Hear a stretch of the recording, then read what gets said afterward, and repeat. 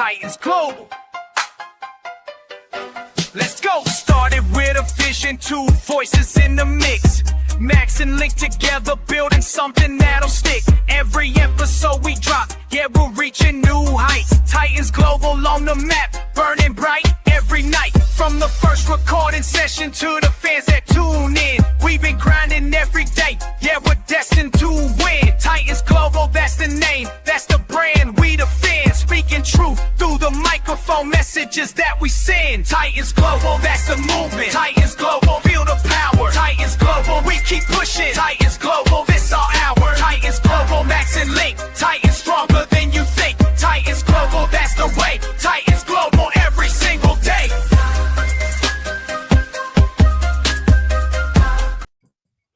What's up, Titans fans, and welcome to another, actually going to be a pretty fun show, I believe, of Titans Global Podcast. I am your host, Maximus Titan Fan, and with me, as always, is my good buddy, Link. What's up, bro? What's going on, man? Let's just get it out of the way. We still ass is my kind of start of this show, and I don't even care. We're not monetized anyway, so let's just say it. Yes. Anyways, we got a lot to talk about tonight. Like, subscribe, comment. Most importantly, get in the comment section. A lot to talk about tonight. Like Max said, it's going to be a fun show. Don't know that we're all going to agree on this one, but that's what makes this beautiful. So let's get right into it. Yeah, man. So, all right. So, I guess just to sum up, shit game last week. We played the Colts, and they were exactly who we thought they were. They came in, they stomped the shit out of us, made us look bad, and then left town, winning 38-14. Mm-hmm. So if you took the over, damn, almost made it. Yep. But the spread was good. So if you took the spread, you're fine. Yeah, if you took the spread, dude, we're 8.5 underdogs to the Chargers already. Not enough. That's insanity. Not enough. I mean, I get it, but well, all right, yeah, sure. I mean, I can't. Damn it, they're not giving me a lot of ammo to fight back or to argue back on a lot of these things. I mean, I want to fight back, but it's just hard. Y'all get in the comments, help me out or don't help me out. You know, come at me. I don't know, man. This one's going to be hard for me because I'm going to be all over the place because I've got a few things just wrote down. But JT, Jonathan Taylor, ran all over us, made us look like we were fools. 153 yards, 12 carries, 3 touchdowns. One was a pass, I guess, technically. But, I mean, come on. It's 3 touchdowns in his last 3 straight games against the Titans. And the crazy thing is did you see the hole? Holy yeah. Man, you could have literally drove a truck through it. We make jokes about holes you can drive trucks through, but that literally you could have fit an entire vehicle in between the hole. And it wasn't just the line. I mean, the linebackers, Cody Barton and finally Gray looked human again. Just looked lost. This is Derrick Henry versus Houston. I mean, 12 carries for 153 yards, 2 catches for 21, 3 total touchdowns. Like, I don't know what it is about the Titans and Jonathan Taylor, but man, like this has just been an ongoing trend. And you go back, like even when the Colts had luck, I mean, it was the same type of situation. So I don't know. I mean, this is just Jonathan Taylor's hype game against the Titans every year, apparently. But yeah, three touchdowns in the last 3 games against the Titans. That's rough. That's rough. Yes, it is. So let's talk about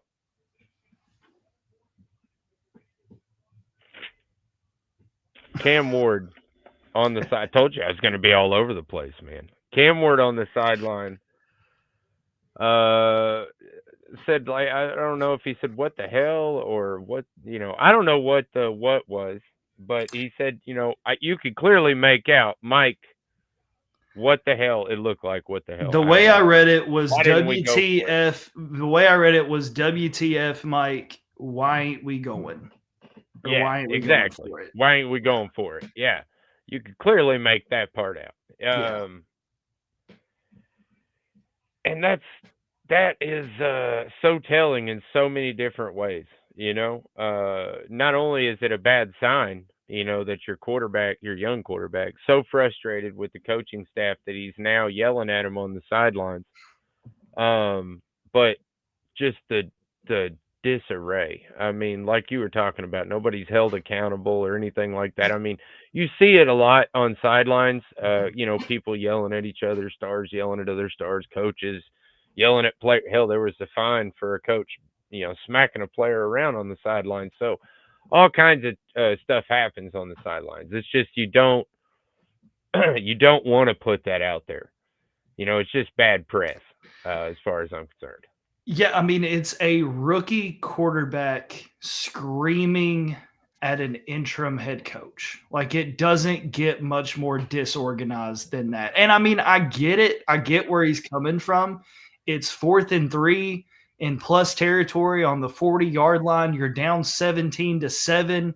After you end up punting, you don't even pin them deep. It's a touchback, and then immediately Jonathan Taylor goes 80 yards. So I get it, but just not a good look. Just not a good look at all. And I don't know why. I know it's every team. I know there's frustration through every team in the NFL, but like you go back to Mike Vrabel, like his hands on the knees and sighs, and Callahan screaming at Levis, "What the F are you doing?" And now Cam Ward screaming at McCoy. Like, I don't know what it is about this organization as a whole. And maybe it's just bad luck of where the camera happens to be, but this is just an ongoing trend. And I just don't feel like there's been accountability on this team in the last 3 to 4 years. I feel like it's very disorganized. I feel like it's very undisciplined. And they just need somebody to come in and take this thing by the reins. And look, McCoy's temporary. So, the hopes are you get a coach who can be a leader and who can calm things down a little bit. But ultimately, who is that coach going to want to keep on this team? And how much roster control is he going to have? And so it's this never ending cycle of bad football and bad sportsmanship and bad looks. And I don't know. This thing ain't fixed in a season. I just don't feel like no matter who you get in here, I'm starting to agree with Eddie George. Like, not just because of the Callahan firing, but just this team as a whole. I feel like they've been set back, a decade. Like, that's what it feels like right now to be a Titans fan. Like, I just don't see a light at the end of the tunnel right now. Well, look, I'll address the part about the Cam. It seems like a trend going on. I really do feel like that. Obviously the cameras I think are pointed at the sidelines pretty much all the time on the crappy teams. That's why they kind of catch more stuff on the lower team side because they know tensions are high and somebody's going to snap at some point. Yeah.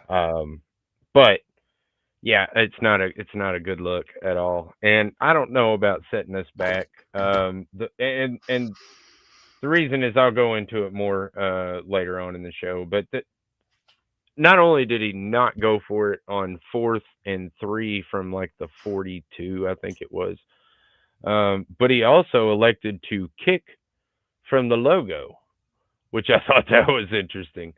We must have been on like the 44-yard line to line up the kick on pretty much dead center of the logo, which is just absolutely maddening at a 58-yard kick. This guy missed an extra point.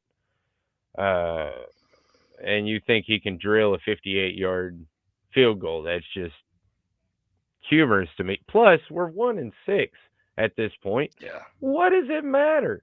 Go for it, dude. What do you think you're going to do? Magically flip the team around and become the head coach next year? It's not happening. So just that's what frustrates me is they don't just go all out. Like we obviously know they're going all out. The moment we got the notification that they traded RNC today, we know they're going all out. They're just to hell with it. We're tanking this year.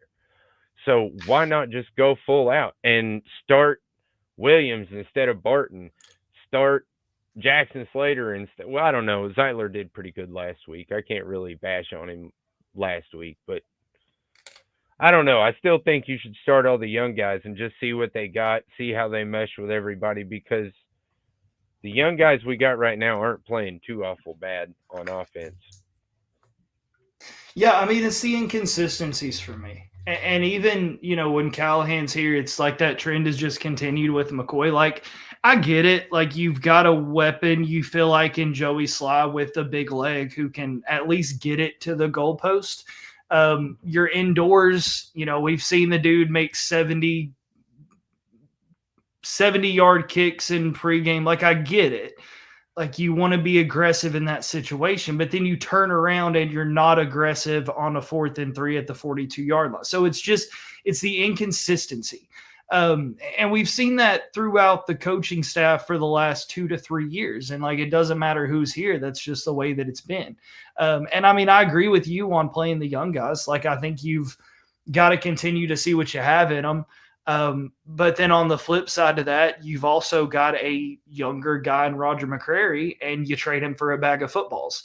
And this is after Snead is probably done for the season. That's just my guess, considering the history with Snead anyway. And then you trade Jarvis Brownlee, and then Daryl Baker goes out with an injury, and it's like, hey, what the hell? Why not just go ahead and trade Roger McCrary and swap picks? So just for everybody out there keeping track, your Titans cornerbacks right now are Jalen Armour-Davis, who sucked, Daryl Baker, who went out injured, Marcus Harris, Samuel Womack, and then you've got practice squad guys in Alex Johnson and Sam Webb. And if you don't know who most of those guys are, you're not alone, because nobody knows who those guys are. And there's a reason they weren't on the roster to begin with this season. So I don't know. And then you've got a guy like Jeffrey Simmons, who you're saying you're not open to trading him, but like, what the hell are you doing to help him? So it just, is he even going to want to be here when it's time for his contract to be up? And now he's got an injury. I mean, how motivated is he to even come back this season, looking what the rest of this defense looks like? So I don't know, man. Like, it's just, again, it's hard to see a light at the end of this tunnel. And like, yeah, I'm sure they find a way to play a close game this year and maybe be in it towards the end and have some miracle like Arizona happen. But like, this does not look like a team that can win a football game going forward this season. So now you're going to be sitting here with another possibly first overall pick after the Jets just won their first game somehow. And I don't know. I don't know. I'm way off on tangent at this point, but the point I'm making is, like, I don't know where you go from here. Like, this just feels like an organization who has absolutely no clue what they're doing.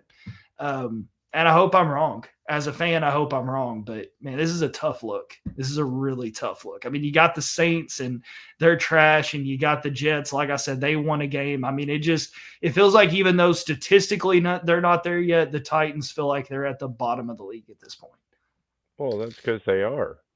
I mean, I think technically they're in front of New Orleans somehow. I'll be honest, man. I knew this season was going to be bad. I didn't think it was going to be quite this bad, but I knew this season was going to be bad. And I don't think a lot of Titans fans, again, had realistic expectations for this team. People come in thinking that they're going to do anything. I guess, like I said, I didn't expect them to be this bad. I was thinking 6 or 7 wins, so I was way off. But bro, like, my prediction, like, going back, I couldn't find over 4 wins. Like, I knew it was going to be bad, but it's how they're this bad. It's the decisions they're making in the front office. It's the bad habits they're teaching into Cam Ward. It's his inability or just refusal to take what's given to him. It's the lack of development in a lot of these second and first year players. Like, I knew it was going to be bad. I expected a 4-win season. I don't even think they get to 4 wins at this point, but I knew it was going to be bad. It's why and how they look this bad that upsets me the most. And the direction. Like, what's the direction? There's no culture. There's no identity. And I just don't see a direction. The vision. The vision. Freaking Ray Charles vision, man. I just don't see it. The vision is speed. Speed and length. Yeah. I mean, that's the vision. It really is. Speed and length. That's what they did in the draft. That's what they look for in free agency. That's what they have given up players that don't seem to be. I don't know why. I still can't come up with another reason other than character that they got rid of Brownlee, but he's doing great in New Jersey. So I haven't seen a character issue in New Jersey. So anyway, so we traded Roger McCreary to the Rams for a 5th-round pick, but we also traded them a 6th-round pick and paid out his contract for this year, which is somewhere around $2.2 or $2.4 million, which is very lopsided. Obviously, we did not get the good end of the deal on that, but that's just the way it is. I mean, we have been trying to trade. They have been trying to trade Roger McCreary for the last 3 weeks, according to quote unquote sources close to the team, or however you want to say that crap. But and if you just let him play the rest of the season, our season's over. I mean, it was over a week ago. To let him play the rest of the team and just let him go for nothing is what we did with Derrick Henry. I still look at that as a mistake. If you're going to let Henry walk, trade him off and get something for him, because you're just circling the drain. I know that's not a popular opinion. And something else I'd like to say on the edge of this is, if you don't like what you got for Roger McCreary, just wait. Because when we start trading off players like Draymond Jones and what was the other one that people were talking about? Woods, maybe, and then there was one more. I can't remember the other one. Anyway. I mean, from what I hear, nobody's safe except for Ward and Jeffrey Simmons, and I don't there's even like know a if I list consider of like that safe. Yeah, there's like a list of 5 people that they say is most likely traded or whatever. And they're all, I guess, decent players, but they're not good players. Roger McCreary was a good player, possibly even on the edge of great. So to get a 5th-round pick for him, conditional 5th, like you pointed out. I think from what I've seen now, I've researched this. From what I'm seeing now, it is a 6th. I don't see.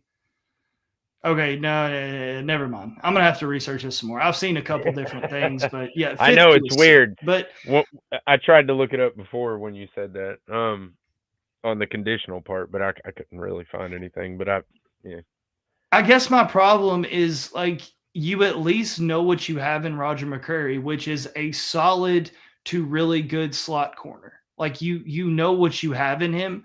I just don't know if you can take a 6th or even a 5th and take a flyer on somebody who may not be nearly as good as Roger McCreary. So, like, that's the issue I have with it. Same thing with Jarvis Brownlee.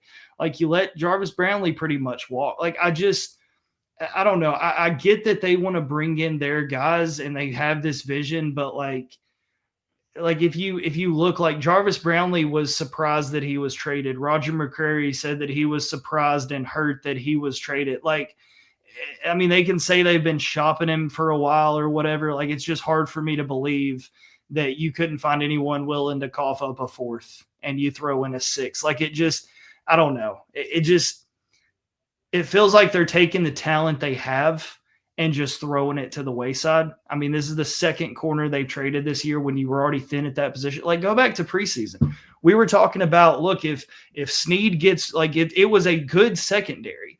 But if Snead gets hurt, if Brownlee gets hurt, if McCreary gets hurt, like, they're super thin. They don't have a lot of depth. Well, now you go trade 2 of those pieces and surprise, Snead's injured, as he's been since he got here. So no. I don't know, man. Like, I understand that you want to stack picks and you want to bring in your guys, but, like, we're still early in the season and you've already got teams absolutely dicing up your secondary, and now you're trading away what good players you have left. And, like, I don't know.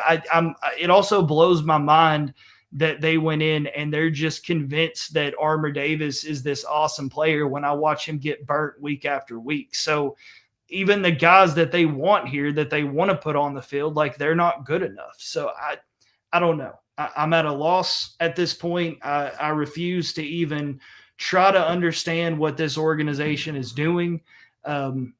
And I also question who's really behind these decisions. Is this Brinker? Is this Borgonzi? Is it a combination? Like, I don't know. It to me, it just screams disorganized. Is just how it feels. And I mean, I get it. There's supposedly a vision behind it all, but man, that's a tough vision to see at this point right now.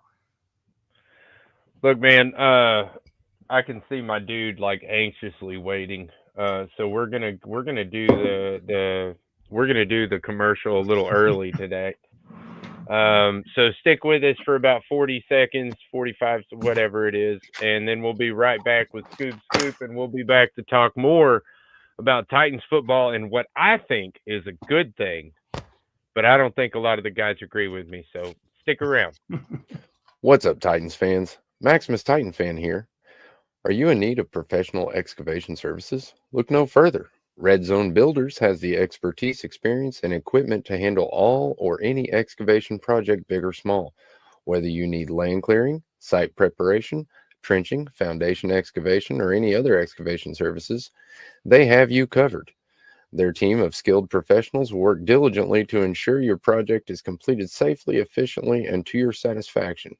Trust the experts at Red Zone Builders to get the job done right.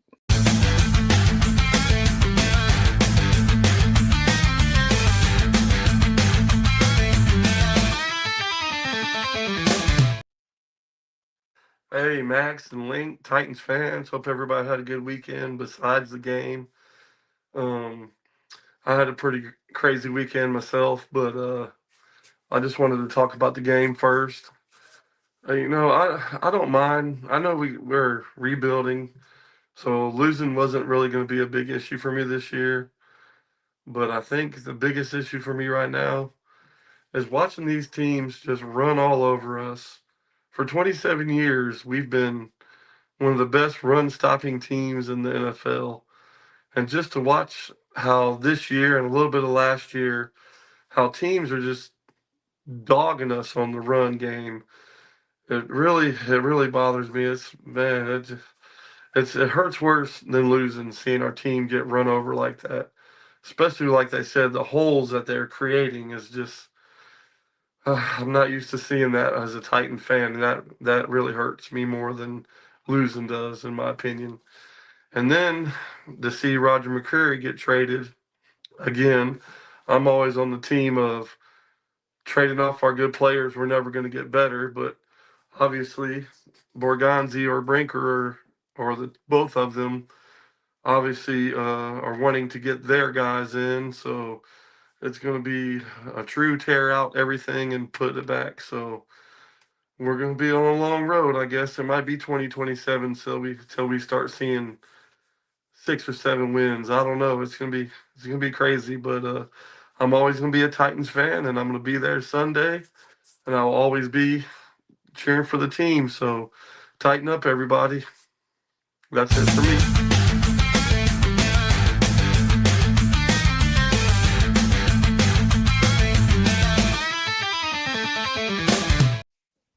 Man, one of these days I'll get good at not cutting people off. It's good. It's all good. So, all right. So I really needed some of your positivity, but I don't know if I'll get it. There's not so much to Cam give, Ward- man.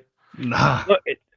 Look, we were talking about the game before, we always do, before the show. And I don't remember who said something about it being terrible or something like that, but I was like, I'm not. My wife even said something about I'm sorry, when she heard about the score when she got home. I said I'm not that upset. I'll be honest with you at this point. I mean, our season was over last week, so another loss doesn't really bother me. It doesn't even bother me that it's Indianapolis, even though my cousins definitely left me a lot of texts over the last couple of days. 2 days, I guess. A couple texts last night and a couple texts this morning of, Titans suck. Ha ha ha. Indy rules you last 6 years, something like that, or last. Yeah, mean, they're it's 6-0. not wrong. They've won Yeah. 6 straight against I know. us. I know, and that's the worst part. Is I Mhm. can't say anything back to them Yeah. like, "Nah, you're wrong, man. Titans don't suck." Yeah, they do. Yeah. But something I saw young players playing well yesterday. Now, Yeah. it was at different times in the game, and they couldn't seem to string enough of those plays together to create a good couple drives. But what I did see was young players playing good. Cam Ward, there's a lot of mixed reviews out there on him. I still think he played good last week. To be honest, I think it was one of the best games I've seen him play of the season.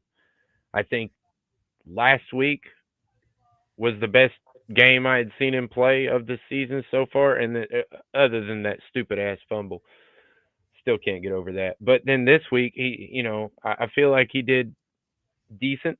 There were some problems in his pocket presence and knowing when to run. But other than that, and I know he doesn't like to run or doesn't want to run, but who gives a shit, dude? At some point, you just got to, put it out for the team. Show the players that it doesn't matter that you're going to put it on your shoulders or whatever.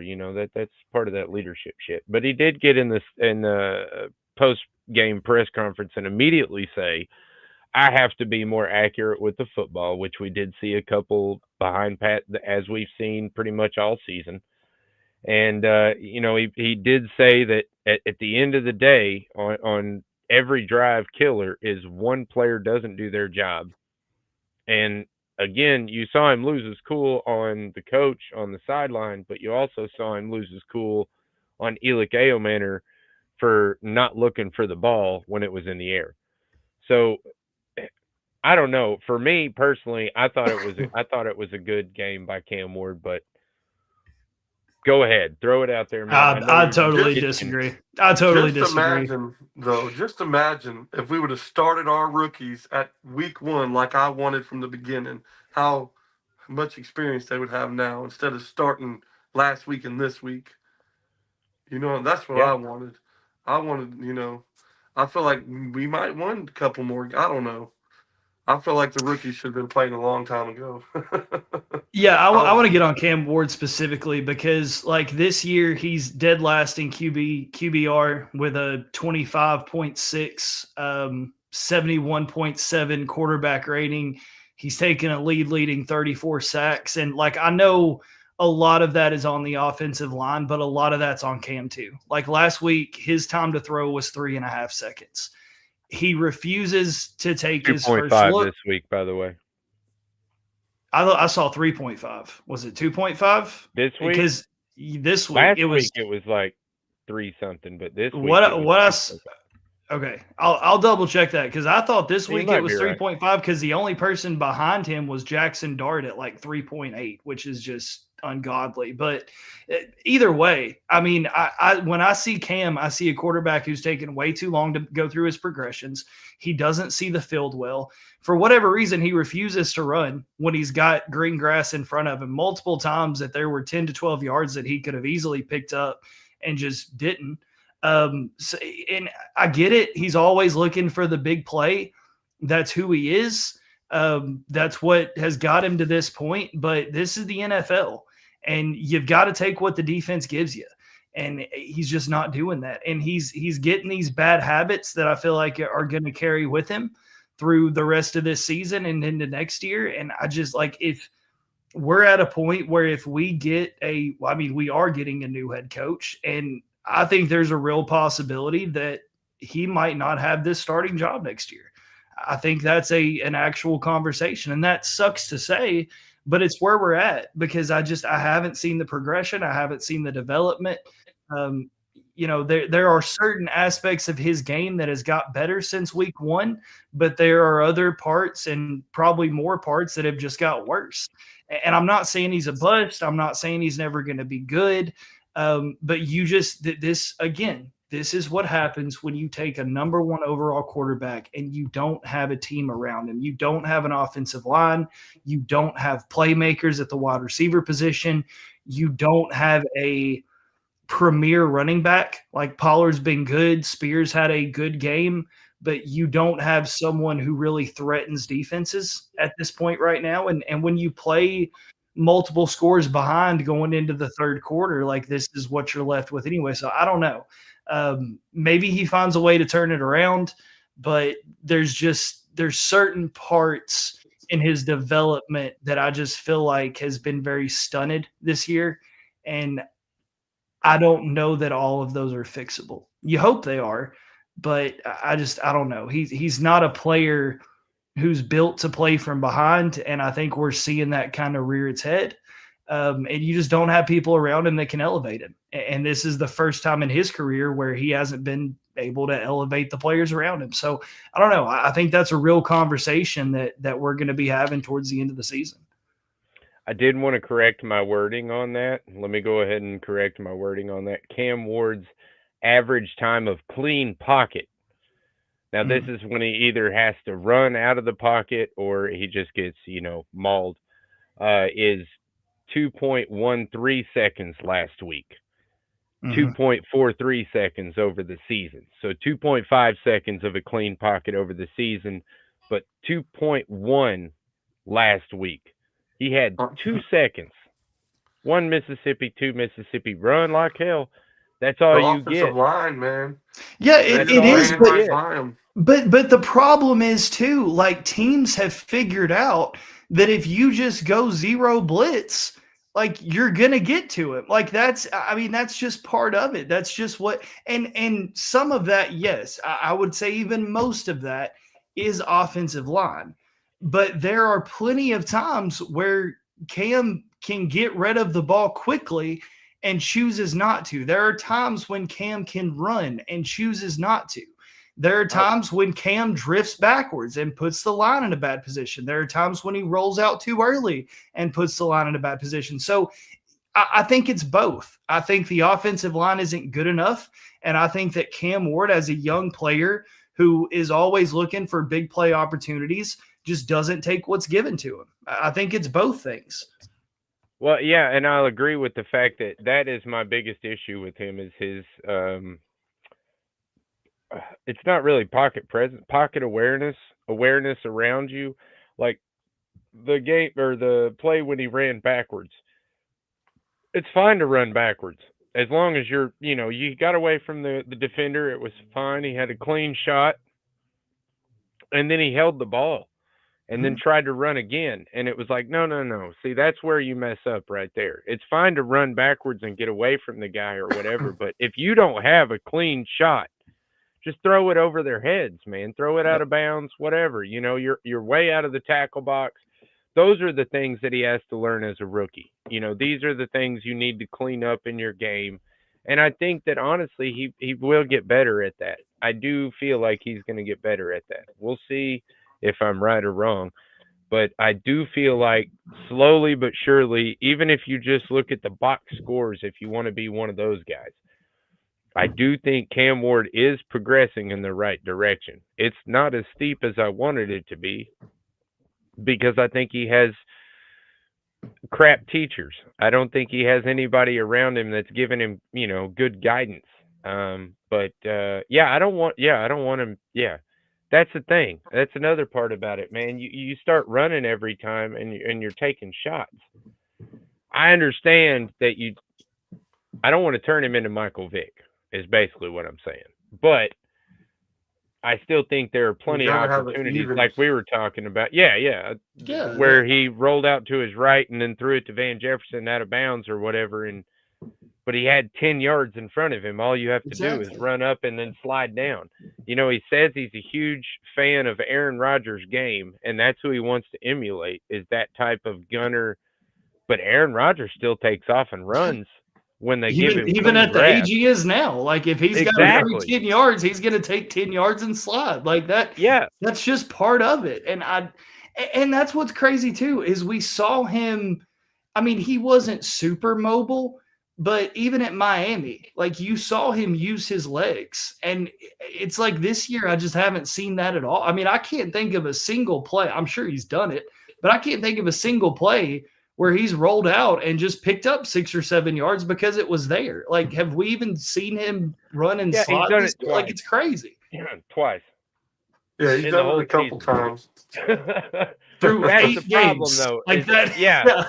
That's the problem, though. There's many more opportunities than just twice. He could have ran, slid, not taken a shot, and still got the yardage, or at least something positive. There was a couple times where he ran out of bounds or whatever and didn't get the positive, but I don't know. That is one part of his game that frustrates me. I'm not gonna. I'm also trying to figure out why he feels the needs to throw piss missiles for 3-yard pickups. Like, I can't understand. Like, just know think when that's to take partially some happy heat off feet. the ball. I get, but it's Yeah. not necessary. Like, I've even seen him do it in clean pockets. Like, he's got a clean pocket and he's got Eilmaner running a slant and who's pretty much wide open, and he just throws it 60 miles an hour straight at his face mask. Like, I can't for the life of me understand. And then on other plays, I see him just float the thing up on a 10-yard seam route. Like, I don't know. I agree with you. I don't think he has the right teachers in place to Yes. be able to progress the way that he needs to. But, like, are we going to say the same thing about Will Levis? Because, I mean, No. he's had basically the same teachers. So at some point, you just gotta take what's given. And that's just, I haven't seen that this year at all from Cam Ward. And that's the biggest issue I have. Like, just slow it down. I mean, get a feel for the game. And I get it. You're playing multiple scores behind. You feel like you've got to be the playmaker and make something happen. But there are times early in the game when opportunities present themselves, and I just feel like Cam Ward either chooses not to or just has the inability to be able to take advantage of those situations, and that's what's frustrating. I think he's just missing a lot, man. He's a rookie, and it's really Yeah. fast for him, and he's just missing a lot of things. And hopefully, it slows down for him. I hope it does. I don't want to Yeah, see man. another first round draft pick bust quarterback for the Titans. I don't. I want to see somebody break out and be a good damn quarterback. Y'all ever work fast food? Oh yeah. Yeah. You ever work for McDonald's? And when I was 15. Okay. All right. It doesn't matter. Even if you work there for just a little bit, McDonald's runs their shit like the military. They have Oh, yeah. exact times, exact days. They have exact SOP, standard operating procedures, for what you do and what you don't do. They have waste count. I mean, like, it's ridiculous how hard of a job it is to be getting paid minimum wage. My point of this is, if you are put with a shit manager, it makes your job twice as hard, because not only do you have to account for your job and picking up your slack, you also have to account for that dude not doing his damn job and trying to pick up his slack. And God forbid they throw somebody brand new and the manager's not training them worth of shit, and you're over there trying to, cook a million burgers in the middle of the lunch rush and trying to teach this kid how to drop fucking chicken so that we don't run out of chicken. I know I'm going way off on a tangent here, but my point is the same. If you have bad management, you cannot develop people it just doesn't work. It just doesn't work. And at least with Mike Vrabel, as frustrating of a coach as he was, especially towards the end, because God bless, he was frustrating, he at least developed good defensive players. Defensive line and linebackers were like aplenty. We've never been in a bad situation with defensive line and linebackers when he was our coach. But you can't even put that into a point right now of what does this management pick out good. I don't know. It doesn't really look like anything's good at the moment. I mean, they made hard. some all right picks at wide receiver, I guess, and they made a good pick at tight end, it looks like. But go ahead, Scoob. It's hard, man. It's hard to find anything positive. I mean, like you said, the rookies are about the only positive thing right now, and it just sucks, man. It's hard. It just But that's my sucks. point, is the young guys played good. I'm going to Right. keep going back to this, because if the young guys play good, then that's all right. They get better, and then they start stringing some of these good plays into drives. Then they start stringing these drives into games. And then we start actually looking like a football team again.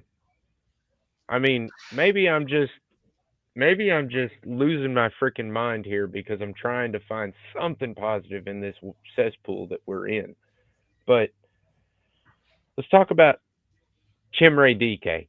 Surely there's nothing negative you guys can say about Chimere DK's play. Not right now.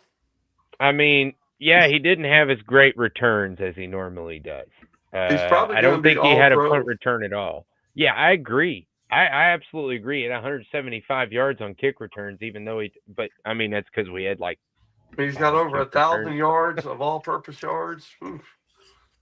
Yeah, and he had 7 receptions for 93 yards, on 8 targets, with a 21-yard long. 8 targets, 7 catches. That is the kind of performance we need. Not only that, but he's up there doing the punt returns and the kick returns as well. So he does a kick return, then comes right back out onto the field as a wide receiver. Chimere DK is honestly, as somebody even said it way back, and I made fun of him for saying that Chimere DK might be a better wide receiver than Elick Ayomanor. I still think that the debate is out on that one, but I feel like right they're on the same level. Right now, Chimere has strung together 2 very convincing games that he could be a very good wide receiver and an outlet for Cam. He constantly catches the ball, even when it's coming 90 miles an hour at him. Well, he's fast, man. He's down the field. So by the time the ball gets to him, it's not going 90. I like that, man. I like that. You know, I mean, he's That's so good fast, stuff. man. I was just watching him break away on the plays. And there's a couple times he could have hit Chimere, and he didn't.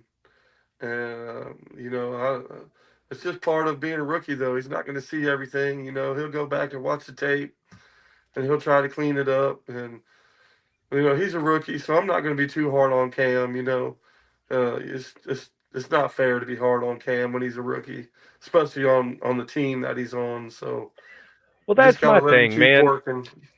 I mean, if you want to be hard on Cam, that's cool, man. But he's a rookie on a team that has no below average or below not average even below team. average, man. We're just the best coach on our football team is our special teams coach. Mm-hmm. That is a sad reality. That is a sad reality as a Titans fan that your best.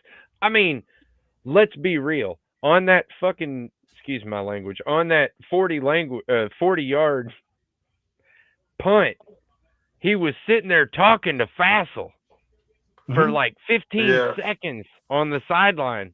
And I guarantee you he was saying, do you think he could make a kick from here? Do you think we should go for a field goal? He wasn't even talking to him about going for it. Our head coach basically deferred the call to our special teams coach.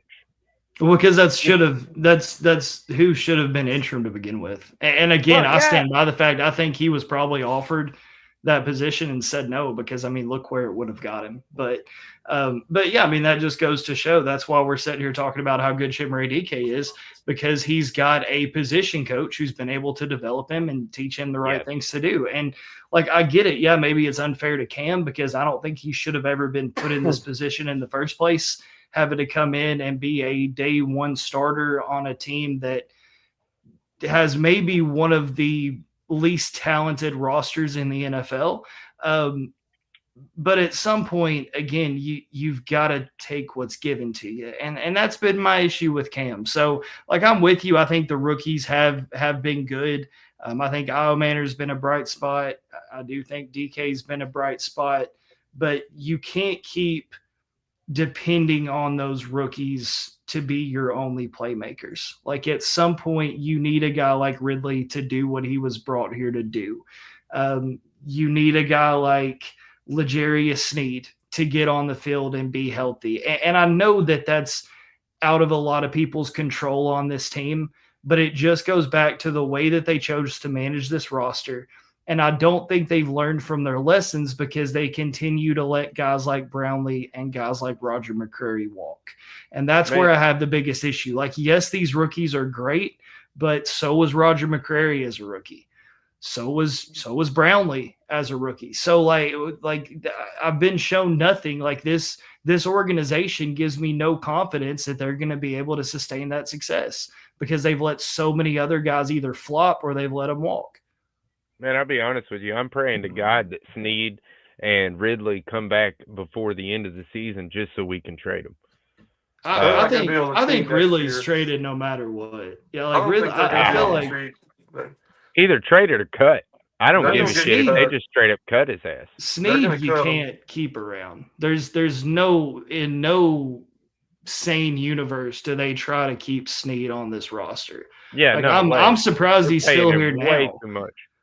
Yeah, like I don't even understand what the benefit is of having him now. Or I think the Snead trade is probably almost worse than the AJ trade. No, it ain't that bad, but dude, it's been bad. They paid him $55 million guaranteed, and he's done nothing to earn that money. That's worse than the AJ trade, in my opinion. Look, I'll be honest with you. Guaranteed money does not make me sweat at all, because you know where guaranteed money comes from? The owner's pocket. Yeah, but still, I mean, he's done nothing to earn that money. But I don't give a shit. That's her money. It's just like when my boss tells me to redo a job. I get paid by the hour, not by the job. Yeah, but the problem's the pick. 5 damn times. I don't care. The problem's the pick. The problem's the pick that you gave up. What was it, a third that you gave up? I agree with that. Like part. That's where that comes in. And then like I know you can say it was Robinson or whatever, but like the AJ Brown trade, like that, I feel like that's when it just started going down. Yeah, that was the catalyst. Yeah, and I mean, there's a lot of things you can, like the Isaiah Wilson draft pick. Like, there's a lot of things you can point to, but it's just like nothing's been right since that time. Since that AJ Brown trade, nothing has been right. And they just continue to make these stupid decisions over and over and over with Snead, with AJ Brown, and I'm including Brownlee in this. Like, I'm not letting that go. Like, this dude did nothing to deserve what this team did to him, in my opinion. But and I just don't understand. Like, you can say it's a character issue, but guess what? Not only has L'Jarius Snead been crap and injured and not on the field, but he's going to court for being in the car that shot at a dude in November. Like, so, like, you can't tell me it's even a character thing. He had to say something about somebody's mama or something. Yeah, but that's what I'm like. It's just, it makes no sense to me. Yeah. And it's just the decisions that this organization continues to make time and time again that like Eddie George said, like, it sets you back multiple years. And that's where we're at. So I don't know, man. I just like, I'm not out on Cam Ward. I'm not out on any of the rookies, but I'm getting really close to being out on this organization as a whole. And that goes back to Amy. And I know you guys have your thoughts on Amy, but I said what I said, man. Don't come out and give me a press conference about a new stadium and everything that's going right if you can't come out and give me a press conference about why you're taking this team in the direction that it's going. Like, that's where I'm at. Don't be here for the good if you're not going to be here for the bad. You know what I'm saying? And this team's about to walk into in a new stadium in 2027. And, you know, it's been funded a lot by this city. Like, I know a lot of it came out of their pocket, but like, it's coming out of the city's pocket too. And, you know, you've got the Titan House open now, and you're bringing people in, and you're trying to retain all these PSL holders, and you're going to be asking for more money. And this is the product that you put on the field. And I'm tired of feeling like football doesn't come first in this city, but that's where we're at. Like, it just doesn't feel like football comes first. The stadium is more for the city than it is for the football team. Yeah, no, it is, but it's the football team's field. Like, that's the primary product that you're putting in there. I get that, but they have that stadium is going to be used a lot more for other things than it's going to be used for football. But it's funded by the football fans more than anything else. It's funded a lot by the football fans. No, I know, and I get it. And I get it. But I think they think that it's more than just football with the new stadium. It sucks that the team sucks, but I think anyways it's more than just the team. It's a lot more. I think because that stadium is going to be hosting a lot of events. Look, the thing I have to correct is, and this is, I've given many props over the years about this, but the mayor of Nashville, the money that they put forward, which I believe was $2.5 billion to the stadium's building, was is financed by what did he call it? Travel tax. Yeah, It's the travel hotels. taxes. So like all the hotels and stuff like that. Yeah. So the citizens of Nashville or the city of Nashville didn't really pay. I mean, yes, they did because they could have put that travel tax money in their pocket, but he figured out a way to make it to where no one in Nashville was responsible for paying for that stadium. I'm It was gonna show you a people good coming in example like too. me who pay for hotels and shit Right. like that was actually paying But for it that. still affects the people, and I don't want to get too in the weeds on this, but it still affects the people that live there also. Like cost of living goes up, prices go up, Well, rent I'm gonna goes give you up. an Like it example still of how they're affects. paying for the stadium. They're gonna get that money back one way. Like, yeah, they're financing it, yeah, they're footing the bill, but like one way or another, they're gonna get a lot of that money back. Plus, I'm the gonna tell you. I'm government gonna needs give to you a do little shit with it. story. Its average room in Nashville's 150 to 250 a night. When Taylor Swift came into town, it went to 950 to 1250 a night for the same room, and that's where we're getting our money. When Exactly. they triple the price when the big stars come in and they make their money in the hotels, and Yeah, that's and just what and they do. the My Titan cousin Stadium, paid the new. $9 for a Bush Light in Nashville the other night. All For a right, look. Bush Light. But when you Holy have crap. PSL holders that have been here since '99 and they're wanting to renew their tickets because that's been their seat for years and years and years, and you bring them into the Titans house and you show them all this new upgrades and all these like you, and then they come on and they brag about like a 70% PSL retention rate. Like those are the people who have been here from the like Scoob, like you're a perfect example of this. Like you've been here since the beginning. You choose to continue to support this team no matter how bad they are. You're going to continue to go to games when the stadium's open. And if this is the product that they continue to put on the field, you're the one that suffers. Like it's people like you who are going to use their hard-earned money to watch this team no matter how bad they are, when they should be focused on making this a competitive football team. And I just don't feel like that's the direction they're headed in. Yeah, I'm gonna give Borgonzi a chance. This is his first year, man. I just don't know how I much don't want to put the Borgonzi's able past. to do. I can't. Me personally, I can't put the past on Borgonzi. This I is don't year either. one of a new franchise, so I I can't don't put either. everything that happened on the past on Borgonzi. I just don't know how much say Borgonzi's even got at this point. And I'm not saying he doesn't, but I'm saying I don't know because this is set up Well, in such a weird way with him and Brinker. Like and I'm I just feel gonna like go Brinker's back making to a the lot of these past decisions interviews. on his own. I mean, Right you go there. back to the first Right there. interview Go when ahead they and read said, it. Yeah, I mean, yeah, I get it. Like I I had a understand that, great but time, and that's the thing. Even though we lost, I still had a good time at the game. always, every time. That's the point. That video I caught of everybody going ape shit crazy. That moment is exactly what going to the game is about. It's not a. I mean, and we'll be there supporting whether we're good or not. And we are way off topic. I wanted to talk about good players playing good. Damn it, not the damn stadium.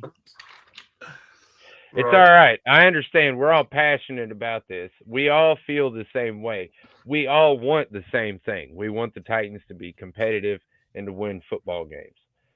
We might have different opinions about how they get there, but that doesn't matter. We all want the same thing. But we did have some standout players I got to throw out there and mention. Sco, I swear to God, dude, he All is pro. killing it this season, man. He is absolutely All killing it. pro. And I have to say, honorable mention on the offensive line. Latham played much better. Zeitler, yeah, he He was actually hit had or a lower miss. ranking than. Yeah, I don't know. I'm not a huge fan of Zeitler, man. But Tajay Spears, he played amazing. I still feel like they should have looked at that to see if it was a touchdown or not, because I've watched it 2 or 3 times on tape now, and it still Yeah, looks man, like he crosses the damn line to me. But whatever. But 82 total yards, 9 rushes, 59 yards, and a 41-yard touchdown. Well, it looked like a touchdown run. And he had 1 touchdown to boot on that. So great job by him. Chig and Helm did a great job. Chig, 53 yards on 4 receptions on 5 targets. I hope they are juicing him up to get him ready. That's another one that's probably going to be traded. Yeah, because this is his contract week. year, right? Yes, and Helm looked great. Helm looked great. He only got 2 receptions on 3 targets, but still 22-yard long, and the 1-yard touch pass by Cam Ward, the only touch pass he did the entire game. But hey, we got one, and it was in the end zone, and that's what matters. But I guess people want to say it was in that was in good time. That wasn't in garbage time. That was in good time. So, anyway, the only good touchdown. On defense, the only 2 players I could really point out that did great, besides Hooker, who had the tackle, which I'll always talk about, tackle and 3 passes defended. Hooker actually played pretty good last week. He did. But Sweat and Marcus Harris, believe that crap or not. Go back and watch the tape of Marcus Harris. They played Dude good, is sticky man. like flypaper. Dude is sticky. Like that play in the week prior where the dude just ran right by Snead. Like Snead was playing 10 yards off of him, and he just literally ran by him and was 10 yards ahead of him after he ran by. Go back and watch Marcus Harris's tape this week. He was sticky like flypaper, man. I'm actually a little excited about that if he can stay healthy. We've already seen a little bit of injury problems from him. And the other kid, Winston, played pretty good. But again, interested to see how long he can go. And I'm sure we're going to find out now that we have no defensive back room. So, young players played well. I got all my crap out. Yeah, I'm excited about the young players, man. I really am. Like I said, I wish they would have started all the young guys week 1. I told everybody from the beginning, Lockett ain't the guy. Everybody, we need a security blanket. He wasn't nothing. Waste of money. Just like I said at the beginning. And that's why I wish they would have started DK right there, first game. All of our rookies should have been playing game 1. And that's all I agree. got to say. I mean, I agree. I mean, I understand why they tried not to, but our season's over at this point. Start all the rookies. Let's see what they got. At least if you start, like, the offensive line, like I was even arguing with myself over Zeitler because he played good this week. But the point is that these are the guys that are probably going to be here next year. Lloyd Cushenberry's still under contract. Latham's still under his rookie contract. Get Jackson Slater out there and see how he meshes with these 2 guys. See if he can even be an option. Zeitler's spot next year. We'll see if he can be an option at right guard. I don't know if you want to throw him into this right now because you already haven't had the cohesion on the line. Like I'm with. Look, I get it on DK, I get it on Restrepo, but the offensive line, to me, that's a little different monster with Slater. Like you want him to be the guy going into next year. I just think throwing him in there right now with the state that the guys around him are currently in, like, I don't know if I love throwing him to the Flames at this point in the season. Like, when you've already not have any cohesion as it is, that's the one guy where I'm like, maybe set back and let him pick it up at practice and watch a little bit, like what I kind of wish they had done with Cam Ward. That's the one rookie that I'm excited about going into next year. I just don't know if I'm ready to throw him out there this year. Yet. Well, let's think about this for a second. If we hadn't started Latham in his rookie season, would he be in better shape this season, or would he still be porky? I don't know if that even experience helps. So. It does, but like even in Latham's situation, like you had him at left, now you moved him to right, like he's still learning that position. Yeah, like so I don't know, and Latham's kind of a different. He seemed more NFL ready than Slater does. So throwing him out there at the left last year, like I can understand that a little more. Plus, you got to look at what you like your other options you had there last year. Like he was probably your best option. I don't know if I'm ready to say that Zeitler is a worse option than Slater at this point. Like Latham My pretty much point had to was- start. My point was is that Latham learned that from his rookie season of being thrown out there that Yeah. he was not ready to play a full 17 game slate at the weight he was at.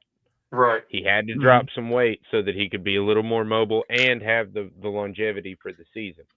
So I feel like that is the kind of things that you want the guys to know. And right now, it doesn't matter how bad we suck. I mean, the worst thing you're going to do is ruin a guy's confidence. When did we get Jackson Slater? What round did we get him in again? 4th? 5th. 5th?